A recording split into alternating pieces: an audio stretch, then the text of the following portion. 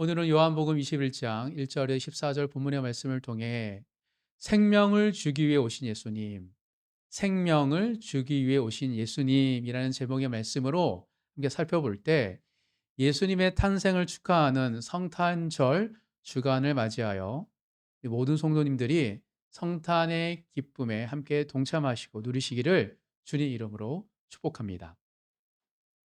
예수님은 이 땅에 왜 오셨는가 하는 질문을 가지고 요한복음 강해 설교를 마무리하고 있습니다. 지난 3주 동안 십자가에서 죽기 위해 오신 예수님, 부활하기 위해 오신 예수님, 지난 주죠. 믿음이 되기 위해 오신 예수님이라고 함께 살펴보았습니다. 그리고 오늘은 생명을 주기 위해 오신 예수님에 대한 이야기를 함께 살펴보도록 하겠습니다. 특별히 정말 우리에게 생명을 주신다는 것이 무엇인지 잘 기억하면서 성탄절을 맞이하시는 모든 성도님 되시길 주님으로 축복합니다. 최근 미국의 설문조사 기관이 성인 1000명을 대상으로 이런 설문조사를 했다고 합니다. 당신에게 크리스마스는 종교적인 축제입니까? 라는 질문이었습니다. 1000명한테 물어봤는데 그 중에 36%, 360명은 예, 맞아요. 크리스마스는 종교적인 날이에요. 예수님의 생일이라는 거죠. 그런데 43%는 아니요, 예수님의 생일이 아닙니다. 라고 대답을 했습니다. 즉, 현재 미국에서 크리스마스를 예수님의 생일이라고 생각하는 사람들보다 예수님의 생일이 아니라고 생각하는 사람이 더 많습니다. 단순히 국가 공휴일로 생각한다고 합니다. 그래서 크리스마스일 때 메리 크리스마스라고 인사하지 않고 해피 홀리데이라고 인사를 한대요. 점점 많아지고 있다고 합니다. 미국만 그렇습니까?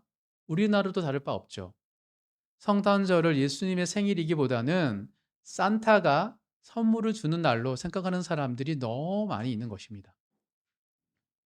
이런 현실 속에서 그리스도인들은 성탄절을, 크리스마스를 어떻게 맞이해야 할까요? 이 질문의 답을 찾아가는 과정으로 오늘 본문을 살펴보도록 하겠습니다. 그에 앞서서 이런 질문이 먼저 던져질 수 있습니다. 예수님의 생일이 정말 12월 25일일까요? 예수님이 12월 25일에 태어나셨을까요? 성경에는 예수님의 생일이 언제인지 구체적으로 언급하고 있지 않습니다. 더불어 신약이 기록된 초대교회에서는 예수님의 탄생에 대해서는 거의 무관심하고 예수님이 받으셨던 순환, 고난과 예수님의 부활에 대해서 지극히 관심을 많이 가졌습니다. 즉, 초대교회는 성탄을 지키지 않았고 예수님의 고난과 부활을 지켰던 것으로 보여집니다. 그렇다면 성탄절은 언제부터 지키기 시작했을까요? 초대교회는 안 지켰다면 언제부터? 성탄절의 유래와 기원은 기독교가 로마의 국교화된 이후, 즉 4세기경 로마 주교 율리우스 1세가 성탄절을 지정했다고 합니다. 12월 25일을 예수님의 탄생한 날로 지정했다고 이야기하고 있습니다. 그렇다면 그 당시 율리우스 1세는 예수님의 생일을 정확하게 300년 이상 알려진 것이 없는데 왜 12월 25일을 성탄절이라고 지정했을까요? 여기에는 몇 가지 추측이 있는데 제가 가장 주된 의견을 들어 설명하겠습니다. 로마인들은 그들이 오랫동안 수백 년 동안 지켜왔던 그들의 문화는 태양신을 숭배했는데 12월 25일이 태양신 축제 날이었다고 합니다. 왜냐하면 12월 25일이 동짓날이거든요. 올해 우리나라 동지가 며칠인지 아십니까? 12월 21일이에요.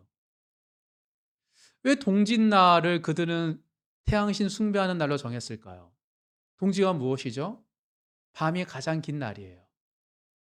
그 동지가 지나면 어떻게 됩니까? 서서히 밤이 짧아지고 다시 낮이 길어집니다. 즉 태양신을 숭배했던 로마인들은 동지인 날을 기점으로 밤이 서서히 짧아지니 빛의 승리다를 상징하는 날로 동지날을 삼고 그날부터 서서히 밤이 줄어진다라고 그날을 축제처럼 여겼다고 합니다. 그런데 로마 제국이 태양신을 숭배하는 국가에서 이제는 기독교 국가로 바꾸게 되면서 문제가 생긴 거예요. 국교가 됐는데 자꾸 12월 25일이 되면 사람이 예전처럼 태양신 숭배하는 삶의 라이프 스타일을 벗어나지 못하니 이교적인 축제와 관습을 기독교적으로 재해석할 필요가 생겼던 것입니다. 그 과정에서 12월 25일을 성탄절로 지정하게 되었다라는 해석이 있습니다. 만약 이 해석이 맞다면 성탄절은 무엇이죠? 죄악으로 물든 세상 문화를 거룩한 기독교 문화로 바꾸는 그 당시 신앙인들의 지혜였습니다. 사람들의 습관을 못 바꾸니 그 습관을 예수님의 날로 바꾼 것이죠. 저는 그 당시 이교 축제를 거룩한 하나님의 성탄절로 바꾼 것은 하나님이 주신 지혜라고 저는 개인적으로 생각합니다. 왜냐하면 그로 인하여 그 당시 사람뿐만 아니라 거의 2000년 가까이 수많은 사람들이 우상 숭배에서 벗어나 예수님을 기억하고 예수님으로 말미암아 기뻐하는 삶의 라이프 스타일로 바뀌게 되었기 때문입니다. 따라서 성탄절의 문화를 잘 지켜가는 것은 우리 모두에게 주어진 이 시대적 사명이라고 저는 생각합니다. 그리고 나서 오늘날 미국에서나 우리나라에서나 메리 크리스마스가 아니라 해피 홀리데이로 불려지는 현상은 이해할 수 있습니다. 아, 기독교가 주류에서 밀려나는 가정에서 생겨나는 일이구나. 아, 당연히 기독교가 주류 종교였다가 밀려나는 가정에서 이런 일들이 생겨나는구나라고 이해할 수 있는 것이죠. 어떻게 생각해 보면 오히려 더 초대교회의 상황으로 돌아가는 것으로 해석할 수 있습니다. 그래서 우리가에게 주어진 또 다른 사명이 있습니다. 그것은 초대교회를 닮아가야 하는 시대적인 사명인 것입니다. 이게 우리 모두가 직면한 현실입니다. 성탄절이라는 거룩한 문화를 세속화되지 않도록 잘 지키는 것이 또한 사명이고 예수님의 생일보다 고난과 부활에 관심을 가졌던 초대교회의 영성을 닮아가는 것 또한 우리가 가진 시대적 사명입니다. 이 둘 사이에 우리는 놓여 있습니다. 이런 시대적 상황 속에서 예수님이 지금 우리를 바라볼 때 예수님이 원하시는 성탄절은 무엇일까? 우리가 어떻게 성탄절을 맞이하기를 예수님은 기뻐하실까? 오늘 본문에서 제가 발견한 주님이 원하시는 온전한 성탄의 모습 두 가지를 함께 살펴볼 때 성탄절을 통하여 주님이 주시는 생명을 더 깊이 누리시는 모든 성도님 되시길 주님의 이름으로 축복합니다. 지난주 설교 마지막 구절 20장 마지막 절이죠. 30절 31절을 다시 한번 읽어볼 텐데요. 여기에는 요한복음의 저자 요한의 저자의 의도와 목적이 담겨 있습니다. 요한복음 20장 30절 31절 두 절 다 같이 읽겠습니다. 예수께서 제자들 앞에서 이 책에 기록되지 아니한 다른 표적도 많이 행하셨으나 오직 이것을 기록함은 너희로 예수께서 하나님의 아들 그리스도이심을 믿게 하려 함이요 또 너희로 믿고 그 이름을 힘입어 생명을 얻게 하려 함이니라. 이렇게 요한복음이 마무리되면 깔끔합니다. 그런데 갑자기 21장이 마치 부록처럼 붙여져 있습니다. 그래서 주석가들은 이건 덧붙여졌다 뭐 여러 가지 해석들을 하는데 건강한 신앙인들은 이 또한도 사도 요한이 의도한 거다 바라보는 것입니다. 왜 사도 요한은 딱 20장에 끝낼 것처럼 요한복음을 기록한 의도를 써 놓고 다시 21장에 하나의 에피소드, 갈릴리 호수가에 있었던 에피소드를 기록한 것일까요? 21장은 이번 주와 다음 주에 살펴볼 21장은 예수님께서 부활하시고 승천하시기 전 40일 동안 있었던 이야기이고, 첫 번째와 두 번째 사건 다음에 세 번째 사건이 아마 후반부에 있었던 사건이라고 생각할 수 있습니다. 사도 요한은 예수님과 있었던 제자들의 무리로 함께 있었던 마지막 에피소드를 통해 생명을 얻는 삶에 대해서 구체적인 실제적인 예를 들어 설명한다라고 저는 생각합니다.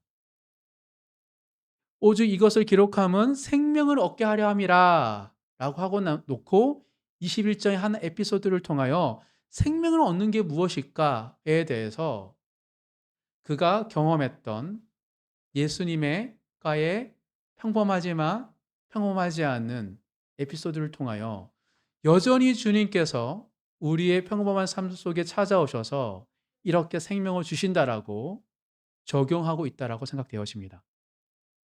이런 관점으로 볼 때 오늘 본문에 나타난 예수님 모습에서 과연 주님은 우리가 성탄절을 어떻게 맞이하기를 원하실지 제가 발견한 두 가지를 가지고 함께 살펴보도록 하겠습니다.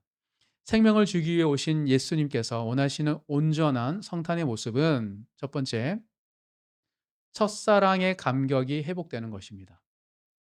첫사랑, 첫 부르심, 첫 사명, 잊지 못할 하나님과의 구원받은 회심의 그 순간을 회복시키는 것이 주님이 원하시는 성탄절의 우리의 모습이라고 생각합니다. 14절 한 절 읽겠습니다. 이것은 예수께서 죽은 자 가운데서 살아나신 후에 세 번째로 제자들에게 나타나신 것이라. 예수님은 부활하신 이후에 제자 무리들에게 두 번 나타나셨죠. 첫 번째가 무엇이죠? 부활한 당일날 저녁에 제자들이 모여있는 다락방에 딱 나타나셨고, 두 번째로는 그때 도마가 없었잖아요. 8일째 되는 날 부활하고 도마가 있을 때 제자들이 모여있는 그곳에 주님께서 나타나셨습니다. 그리고 오늘은 12제자는 아니지만 11제자는 아니지만 7명의 제자가 모여있는 그 순간에 다시 오셨습니다. 오늘 본문 1절입니다. 1절 다 같이 읽겠습니다. 그 후에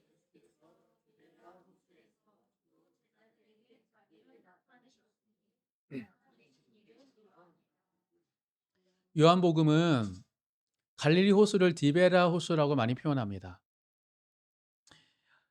BC 20년경 예수님이 20대 때 20살쯤에 이 갈릴리 호숫가에 새로운 도시가 세워져요.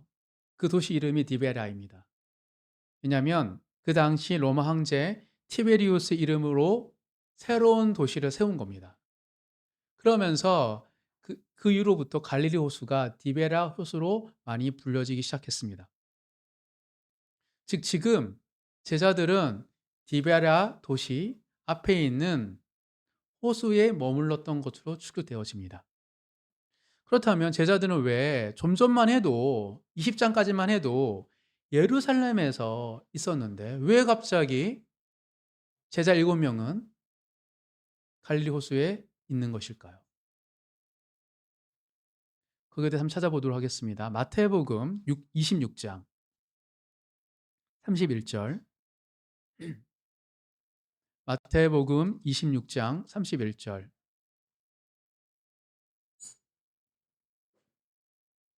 마태복음 26장 31절 32절 두 절을 다 같이 읽겠습니다. 그때에 예수께서 제자들에게 이르시되 오늘 밤에 너희가 다 나를 버리리라. 기록된 바 내가 목자를 치리니 양의 떼가 흩어지리라 하였느니라. 그러나 내가 살아난 후에 너희보다 먼저 갈릴리로 가리라. 십자가에 달려 죽으시기 전날 밤에 예수님께서 내가 죽고 나서 여기 흩어질 터인데 내가 먼저 갈릴리로 갈 거라고 얘기해 주셨습니다. 제자들에게. 그리고 마가복음 찾아보겠습니다. 마가복음 16장.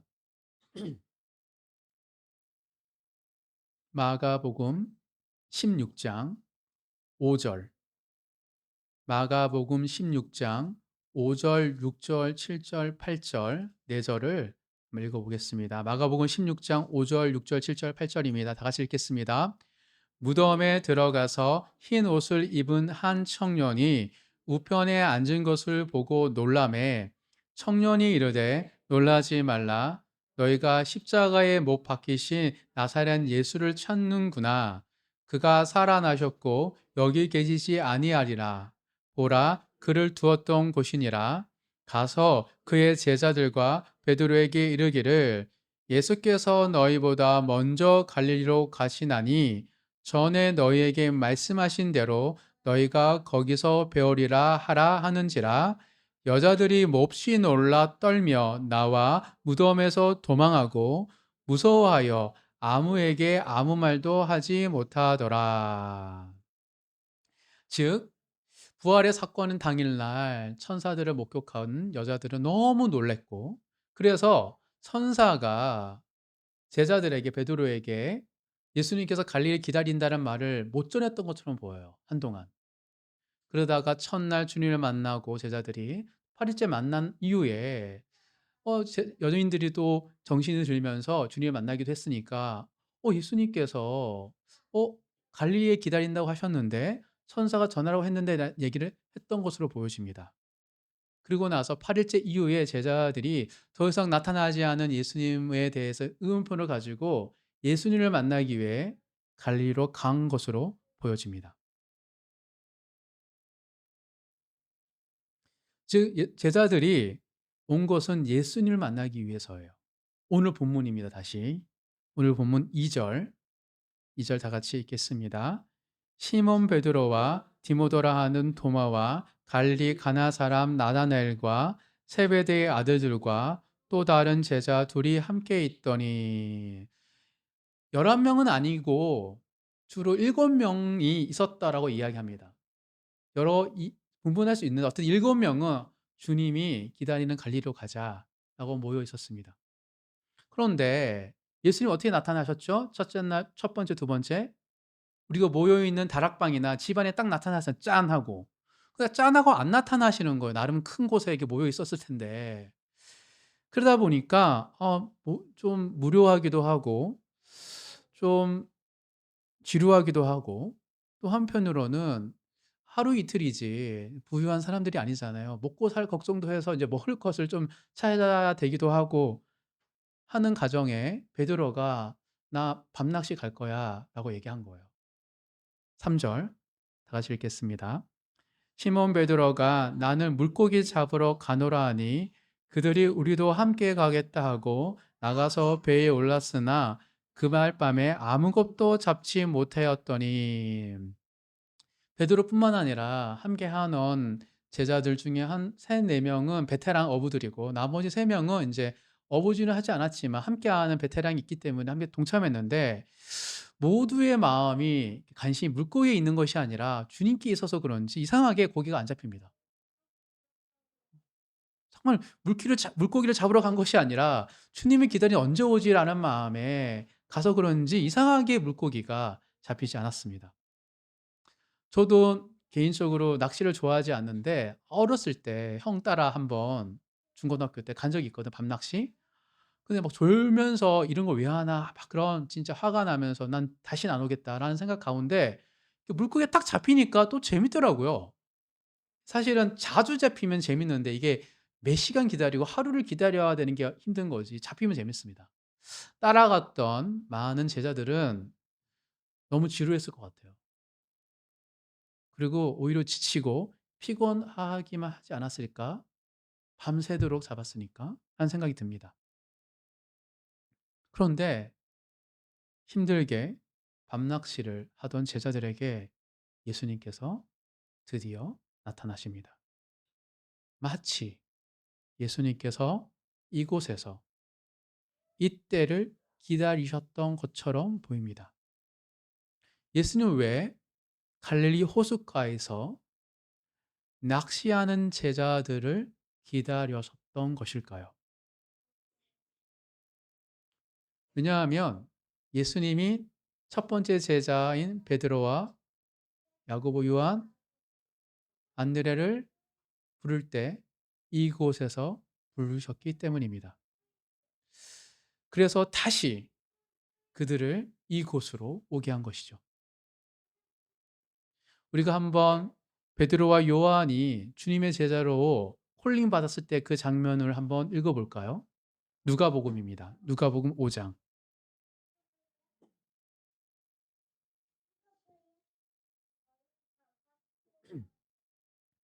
누가복음 5장 4절부터 11절까지, 누가복음 5장 4절부터 11절까지 다 같이 쭉 읽어 보겠습니다. 말씀을 마치시고 시몬에게 이르시되 깊은 데로 가서 그물을 내려 고기를 잡으라. 시몬이 대답하여 이르되 선생님 우리들이 밤이 새도록 수고하였으되 잡은 것이 없지만은 말씀에 의지하여 내가 그물을 내리리이다 하고 그렇게 하니 고기를 잡은 것이 심이 많아 그물이 찢어지는지라. 이에 다른 배에 있는 동료들에게 손짓하여 와서 도와달라 하니 그들이 와서 두 배의 채움에 잠기게 되었더라. 시몬 베드로가 이를 보고 예수의 무릎 아래에 엎드려 이르되 주여 나를 떠나소서 나는 죄인이로소이다 하니 이는 자기 및 자기와 함께 있는 모든 사람이 고기 잡힌 것으로 말미암아 놀라고 세베대의 아들로서 시몬의 동업자인 야고보와 요한도 놀랐음이라. 예수께서 시몬에게 이르시되 무서워하지 말라. 후로는 내가 사람을 치하리라 하시니 그들이 배들을 육지에 대고 모든 것을 버려두고 예수를 따르니라. 이게 이런 첫 번째 부르심 첫사랑의 일이 있었던 사건에 대한 이야기입니다. 그리고 오늘 요한복음 21장에 물고기가 아니라 사람을 낚는 어부로 부르셨던 첫사랑의 에피소드가 재현되고 있습니다. 가장 먼저 누가? 눈썰미가 좋은 요한이 알아챘습니다. 그리고 베드로가 얘기하자 베드로도 뒤늦게 깨닫고 즉시 배에서 뛰어내려 주님께로 헤엄쳐 갑니다. 오늘 본문입니다. 4절, 5절, 6절, 7절 읽겠습니다. 날이 새갈 때에 예수께서 바닷가에 섰으니 제자들이 예수인 줄 알지 못하는지라. 예수께서 이르시되 얘들아 너희에게 고기가 있느냐 대답하되 없나이다. 이르시되 그물을 배 오른편에 던지라. 그리하면 잡으리라 하시니 이에 던졌더니 물고기가 많아 그물을 들 수 없더라. 예수께서 사랑하시는 그 제자가 베드로에게 이르되 주님이시라 하니 시몬 베드로가 벗고 있다가 주님이라 하는 말을 듣고 고소를 두른 후에 바다로 뛰어내리더라. 사랑하는 성도 여러분, 만약 예수님께서 성탄절을 지키는 것을 기뻐하신다면 그 이유는 무엇일까요? 그것은 성탄절을 통하여 우리의 구원받은 것, 우리가 주님을 믿게 된 것, 그 첫사랑을 회복시키기 위해서입니다. 주님은 그 40일 동안 부활하고 승천하기 전 그 40일의 그 짧은 시간 동안에 제자들의 첫사랑 회복시키고자 이곳에서 처음부터 말씀하셨고 천사를 통해 말씀하셨고 끊임없이 기다리고 계셨습니다. 그토록 주님께서는 우리의 첫 만남이 회복되기를 간절히 바라시기 때문입니다. 그래서 요한계시록에 보면 에베소 교회에게 주님이 이런 명령을 하시죠. 너는 처음 사랑을, 처음 행위를 버렸다. 처음 사랑과 처음 행위를 회복하라 라고 말씀하신 것입니다. 성탄절을 맞이하면서 나의 첫사랑과 부르심, 그 사명이 회복되기를 간절히 소망합니다. 그리하여 정말 주님과 함께하는 날 위하여 이 땅에 오셔서 십자가에 달려 죽으셨다가 죽음에서 부활하셨고 나에게 믿음이 되어주시고 나에게 생명이 되어주신 주님을 기억하시는 모든 성도님 되시길 주님의 이름으로 축복합니다. 이것이 주님이 원하시는 성탄의 모습입니다. 첫산의 간격이 회복되는 것. 두 번째, 생명을 주기 위해 오신 예수님께서 원하시는 온전한 성탄의 모습은 둘째, 잊지 못할 식탁의 교제에 있습니다. 성탄절이 잊지 못할 식탁의 교제가 있기를 주님은 원하십니다. 오늘 본문 8절입니다. 8절 읽겠습니다. 다른 제자들은 육지에서 거리가 불과 한 50칸쯤 되므로 작은 배를 타고 물고기 든 그물을 끌고 와서 육지와 배의 거리가 50칸쯤 되었다고 말하는데 50칸은 오늘날 단위로 환산하면 90m입니다. 약 100m 거리에서 예수님이 말한 거였고 100m 거리에서 예수님인 줄 알고 베드로가 지금 수영하고 있는 거예요. 베드로는 그 긴 거리를 힘차게 수영하고 있습니다. 마치 예수님을 처음 만나 주님이 나를 제자로 부르셨던 그때 그 혈기로, 그때 그 마음으로 다시 주님 앞에 헤엄치며 달려가고 있습니다. 다른 자들도 마찬가지로 달려가고 싶었으나 그물에 걸린 물고기가 끌어올리다가 못 끌어올려서 그물채로 끌고 가다 보니 한참을 걸렸습니다. 그물채로 90m를 가다 보니 한참 뒤에 그들은 도착합니다. 수영하는 베드로도 그물을 끌고 가던 제자들도 그 순간 힘들고 지친 것이 아니라 가슴 벅차올랐고 너무 기뻤고 말할 수 없는 엔돌핀으로 주님 앞에 나아가고 있는 것이죠. 놀랍지 않습니까? 수영하는 베드로 물고기를 한가득 안고 낑낑거리면서 웃는 얼굴로 주님께 나아가는 제자들의 모습. 누가 이거를 원하셨습니까? 예수님이 원하셨습니다. 예수님이 철저하게 제자들의 이 반응을 계획하셨고 만드시고 그 가운데 주님으로 오게 하십니다. 기쁨과 즐거움으로 내 인생의 짐을 한가득 안고 달려오는 제자들의 모습을 주님이 의도하신 겁니다. 9절부터 13절 읽겠습니다. 육지에 올라보니 숯불이 있는데 그 위에 생선이 놓였고 떡도 있더라.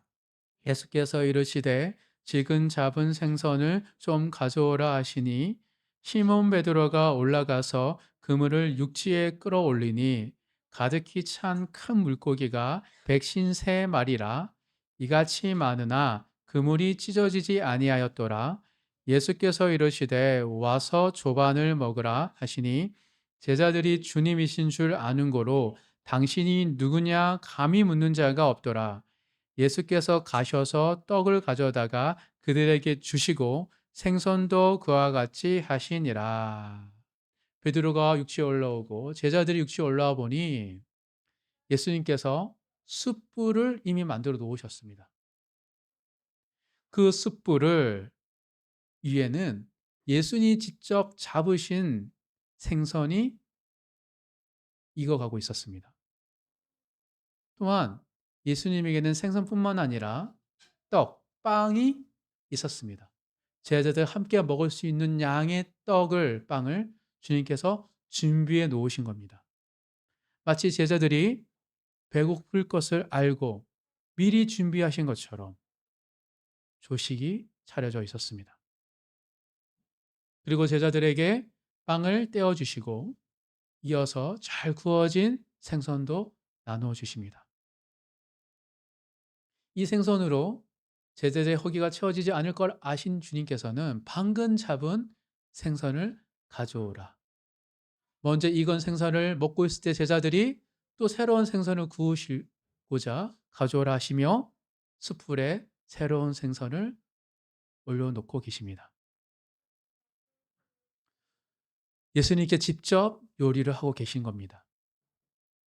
동이 트기 전 새벽, 수많은 별들이 쏟아지고 내리듯 펼쳐져 있는 밤하늘, 잔잔한 갈릴리 호숫가에서 물과 땀으로 범벅이 된 제자들이 따뜻한 숯불에 둘러앉아 예수님 직접 차려주신 빵과 생선을 먹는 장면을 상상해 보십시오. 어떠실 것 같습니까?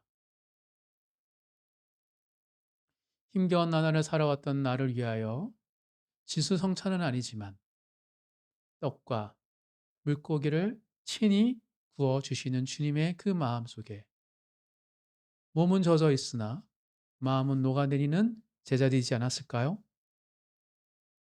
요한복음을 기록한 사도 요한은 이 순간을 절대 잊지 못합니다. 평범한 빵과 어렸을 때부터 즐겨 먹던 익숙한 갈릴리 호수 생선이었지만 그 누구도 감히 그 순간 입을 열어 잡담하지 못할 정도로 너무나 특별한 식사 시간이 사도 요한에게는 내리에 각인되어 있었기 때문입니다. 음식을 차려주신 예수님의 배려, 기다림, 정성, 주님의 진심이 7명의 제자들이 다 느꼈기에 어느 누구나 한 사람도 주님이십니까 말도 안 하고 묵묵히 빵을 먹고 물고기를 먹었던 겁니다. 그런데 빵과 물고기만 먹은 것이 아니라 주님의 사랑을 그들은 먹고 있었습니다. 그래서 이것이 얼마나 중요한지, 이 사건이 얼마나 주님이 어떠하심을 드러내는지 요한복음 마지막에 부록처럼 사도 요한이 기록하고 있는 것입니다. 사랑하는 성도 여러분, 예수님이 원하시는 성탄의 모습이 바로 이 본문에서 나타난 식탁의 교제의 모습입니다. 평범한 음식을 먹지만 성탄절에 절대 잊지 못할 식사. 특별히 막 시끌벅적하게 파티처럼 시간을 보내지 않지만 말이 없을 수 있으나 주님의 마음을, 주님의 사랑을 느끼는 식사. 그 식탁의 교제가 여러분의 삶 가운데 일어나길 간절히 소망합니다. 우리 교회는 성탄절에 절에 따로 만나서 예배를 드리지 않지만 가정 예배를 드릴 터인데 각 가정별로 사랑하는 지인들과 함께 주님이 주시는 음식을 먹고 마시며 사랑을 풍성히 누리시는 모든 성도님 되시길 주님의 이름으로 축복합니다. 말씀을 정리하겠습니다. 코로나 시국에서도 성탄절이 있었고 지금은 혼란한 국정 상황에서도 성탄절이 우리에게 찾아왔습니다. 또한 세상은 성탄의 기쁨보다 산타의 선물에 조치되어 있습니다. 놀라운 것은 우리 예수님께서 이런 세상 속에서 베들레헴의 구유 위에 태어나셨다는 사실입니다. 따라서 전혀 이상할 것이 없습니다. 쓸쓸할 필요도 없습니다. 아무도 알아주지 않은 그 시대 속에 주님은 마국간에서 태어나셨기 때문입니다. 따라 오늘 갈리 호숫가에서 숯불 위에 구운 생선과 떡을 주신 예수님처럼 성탄절을 진심으로 맞이하는 우리 모든 성도들에게 주님은 똑같이 석사랑 회복시켜 주시며 우리에게 일용할 양식을 주실 줄 믿습니다. 생명을 주기 위해 오신 예수님께서 원하시는 온전한 성탄의 모습은 크게 두 가지라고 살펴보았습니다. 첫 번째, 첫사랑의 감격이 회복되는 성탄. 두 번째, 잊지 못할 식탁의 교제를 누리는 성탄입니다. 특별한 행사와 선물은 없을지라도 우리보다 먼저 성탄절을 기다리시며 몸과 마음에 필요한 일용할 양식을 차려주시는 주님의 은혜를 깊이 경험하시는 모든 성도님 되시길 주님의 이름으로 축복합니다.